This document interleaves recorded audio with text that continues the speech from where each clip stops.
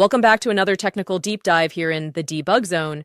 Today we're tackling a big question and breaking it down with insights from other users. Hopefully this clears up some misconceptions and helps you get the answer you need. So buckle up, stay a little curious, and let's jump right in.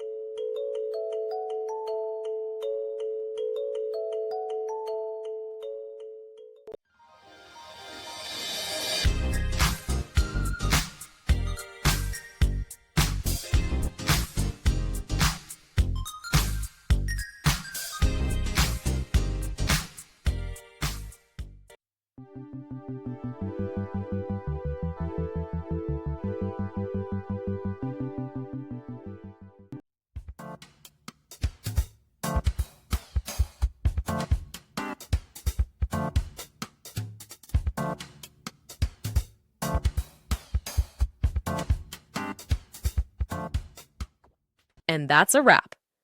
I hope you found the answer you were looking for. If you did, take a second to hit that subscribe button. It really helps out. And let me know in the comments which solution worked best for you. See you next time in the debug zone.